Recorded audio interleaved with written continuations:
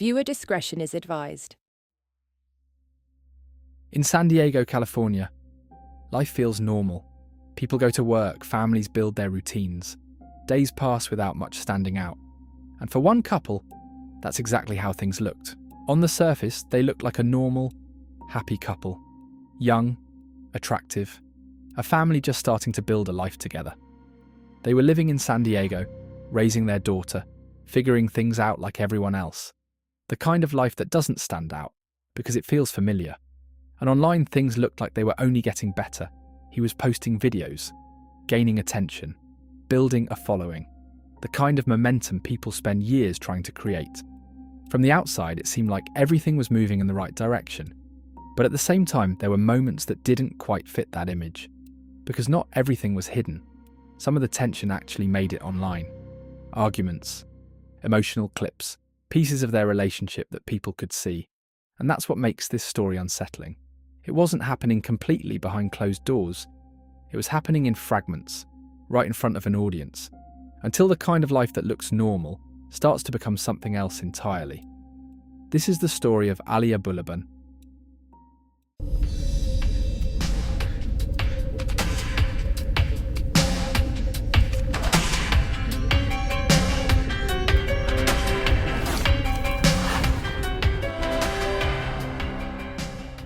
Ali Abulaban was born in 1992, making him 29 years old at the time all of this began to unfold.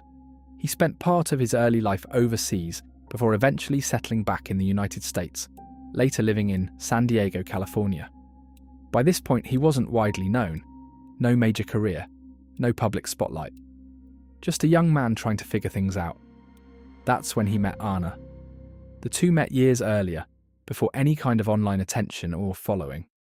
Their relationship started privately, away from any audience. Like most young couples, it built over time. They got to know each other, spent time together, and eventually things became more serious. That relationship turned into a marriage. And not long after, they started a family. They had a daughter together and began building a life in San Diego. From the outside, it looked stable. A couple that had been together for years, a child, a place of their own. The kind of life that feels normal, familiar, even predictable. Around this time, Ali started turning his attention towards social media. Under the name jinnkid, he began posting videos on TikTok, impressions, characters, high-energy clips designed to grab attention quickly and slowly. It started to work. His videos gained traction. His following began to grow. And with that came recognition. What started as content began to feel like something more.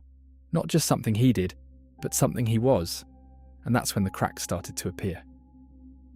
As time went on, things in the relationship began to deteriorate. Anna started going out with friends more often, trying to create space. But Ali didn't like it. He became increasingly suspicious, accusing her of cheating. At one point, Ali himself admitted to cheating. He told Anna he had been with another woman, someone he met in the elevator of their apartment building. Oh man, the irony. He's scared that he's gonna get cheated on, but he's the one cheating. The irony of it all.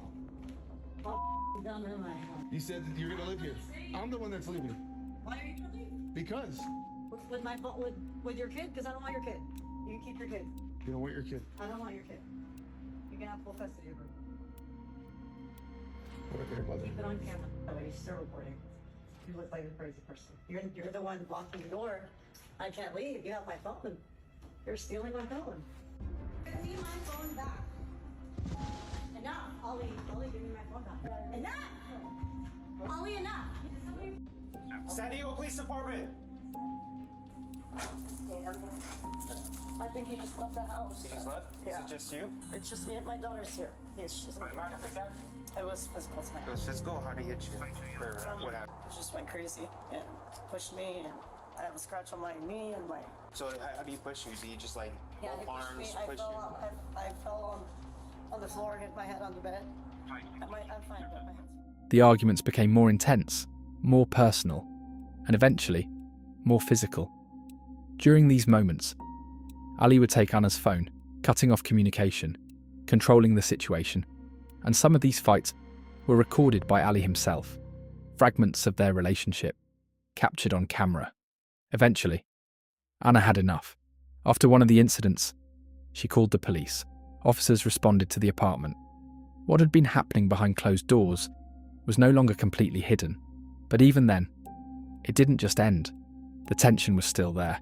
The instability was still there. And whatever was building between them wasn't over yet. As things continued to escalate, the relationship eventually reached a breaking point. By this point, the arguments weren't just frequent, they were exhausting. Constant tension, constant conflict, and no real resolution. And eventually, Anna made a decision. She told Ali to leave the apartment. This wasn't just another argument. This wasn't something that was going to blow over in a few hours or fix itself the next day. He was out, and for the first time in a long time, there was real distance between them. For most people, that distance creates clarity. Time to think, time to cool off, time to start letting go. But that's not what happened here, because for Ali, being removed from the situation didn't calm things down. It made them worse. Because now, he wasn't in control anymore. He didn't know where Anna was all the time.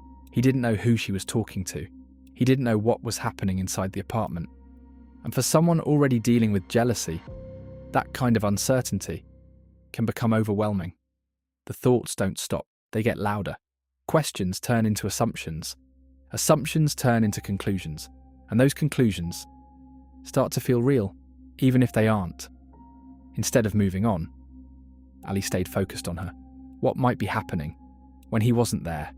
And the more he thought about it, the more it built. Not knowing became the problem. And instead of accepting that distance, instead of letting things end, Ali made a decision that would bring him back into her life, without her knowing. And once that line was crossed, there was no going back. With another man, just let me know so I can leave. Let me know, are you with another man? Just own up to it. I will not tell anybody. I just need to know, because there's no way that you're not another dude. With the way that you've been treating me, there's no way that you lost love for me. Just overnight. Just be honest. On October 21st, 2021, Ali Abulaban went back to the apartment. Once inside, he began trashing the place, and at one point a pumpkin was smashed.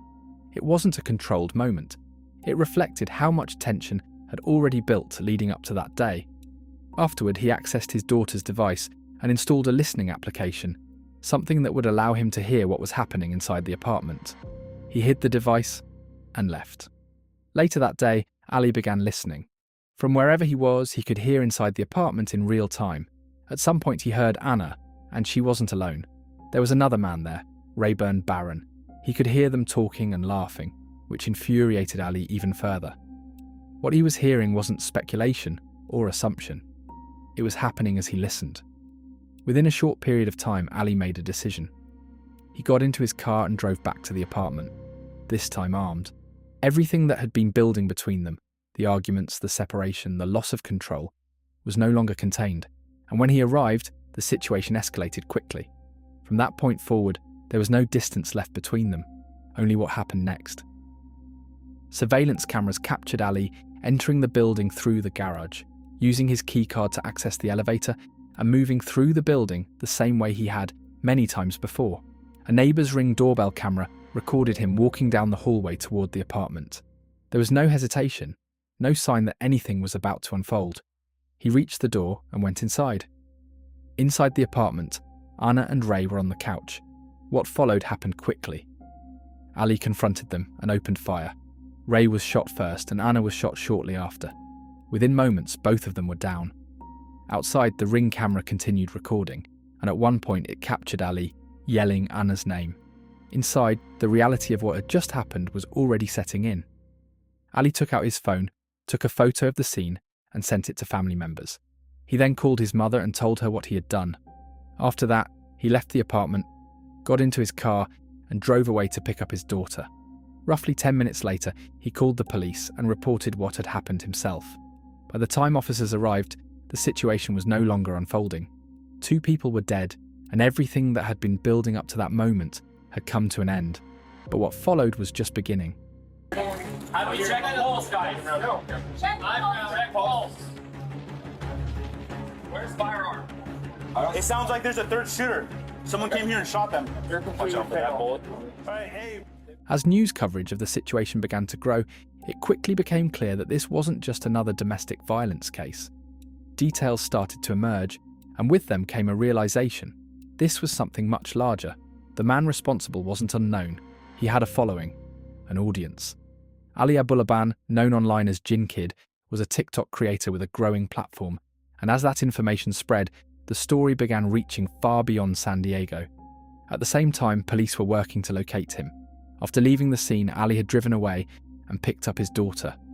Not long after, he called police while still in his vehicle. Officers were able to locate him shortly after that call. He was pulled over and taken into custody without incident. His daughter was in the vehicle at the time. And just like that, the movement of the day came to a stop. What remained was everything that had led up to it, and everything that would follow. In the months that followed, the case moved through the court system. Ali Abulaban was charged with 2 counts of first-degree murder. As the trial began, prosecutors laid out the timeline in detail: the return to the apartment, the listening application, the decision to go back armed. They argued that what happened that day wasn't sudden, it was deliberate. But the defense presented a different argument. They didn't deny that Ali was responsible. Instead, they focused on intent. They argued that this was a crime of passion, something that happened in the heat of the moment. The difference mattered, because first-degree murder requires intent and premeditation. Throughout the trial, Ali's behaviour in the courtroom didn't go unnoticed. There were moments of visible frustration and signs of aggression. And for the jury, that mattered, because they weren't just hearing the evidence, they were watching him. As the trial came to a close, the jury was left with one central question: was this planned, or was it emotional? They began deliberations, reviewing the timeline, the actions leading up to that day, the decisions made in those final moments. And after deliberating, they reached a verdict. Ali Abulaban was found guilty on 2 counts of first-degree murder. The jury rejected the idea that this was a crime of passion. They concluded that it was intentional. In September 2024, Ali returned to court for sentencing. Before the sentence was handed down, Ali addressed the court. He delivered a statement, speaking in his own words about what had happened. It was the final time he would speak publicly in this case, before his future was decided. The judge then handed down the sentence: 2 consecutive life terms without the possibility of parole, along with an additional 50 years to life. A sentence that ensures he will spend the rest of his life in prison. 2 lives were taken: Anna Abulaban, Rayburn Barron, and a child was left without her parents. What makes this case stay with people is how much of it was visible before it ever reached this point, because by the time it became something undeniable, it was already too late. This is the story of Ali Abulaban. This was truly a sad case, where jealousy and control ultimately cost 2 people their lives. Thanks for watching, and I'll see you on the next one. Don't forget to like and subscribe. Also, if there's a case you'd like me to cover, let me know in the comments. Take care of yourselves.